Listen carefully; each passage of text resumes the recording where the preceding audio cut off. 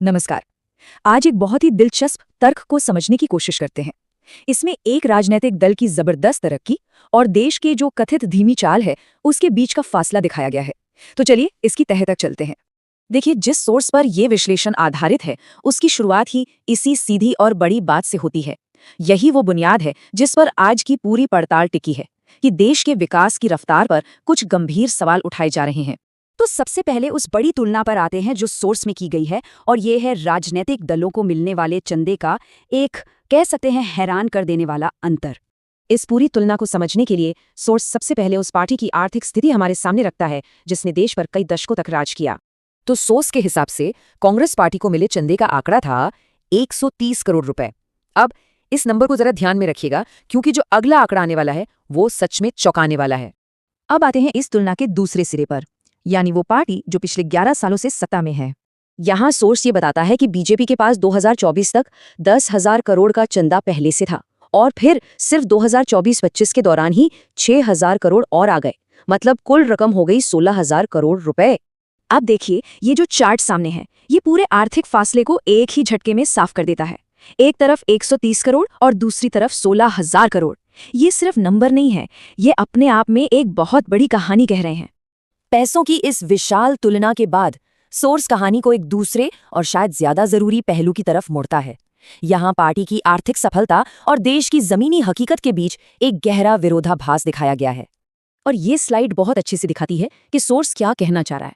एक कॉलम में पार्टी का 16,000 करोड़ का बैंक बैलेंस है, तो दूसरे कॉलम में देश की हकीकत, गिरता हुआ रुपया, दबाव में इकोनॉमी और लोकतंत्र की सेहत पर उठते हुए सवाल।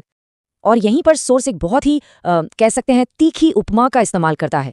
वो तर्क देता है कि ये कोई राजनीतिक दल जैसा नहीं, बल्कि एक मशीन जैसा लगता है। एक ऐसी मशीन जो बस खुद को और बड़ा और मजबूत बनाने में लगी हुई है। अब आर्थिक आंकड़ों से आगे बढ़ते हैं। सोर्स एक ऐसा उदाहरण देता है जो संगठन के विस्तार और असल देश के विकास के बीच के फर्क को और भी ज्यादा साफ कर देता है। सोर्स पार्टी के ही एक दावे का जिक्र करता है जिसमें उन्होंने अपनी संगठनात्मक ताकत और तेजी से सदस्य जोड़ने की अपनी जबरदस्त क्षमता को दिखाया था। जरा इस टाइमलाइन को देखिए, ये दिखाता है कि काम कितनी तेजी से हुआ। सोर्स के मुताबिक सिर्फ 8 दिनों के अंदर 2 करोड़ नए सदस्य पार्टी से जोड़ दिए गए।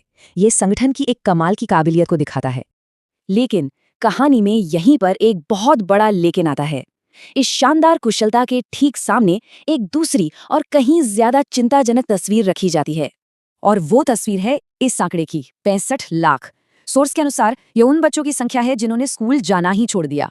सोच कर देखिए, एक तरफ एक ऐसी मशीनरी है जो 8 दिन में 2 करोड़ सदस्य जोड़ लेती है, और दूसरी तरफ पूरा सिस्टम मिलकर 5 साल में 65 लाख बच्चों को स्कूल छोड़ने से नहीं रोक पाता। और यहीं पर हम इस विश्लेषण के सबसे अहम, सबसे चुभने वाले हिस्से में पहुंचते हैं, जहां सोर्स अपने सबसे तीखे और चुनौतीपूर्ण सवाल पूछता है जो सीधे सीधे प्राथमिकताओं पर चोट करते हैं।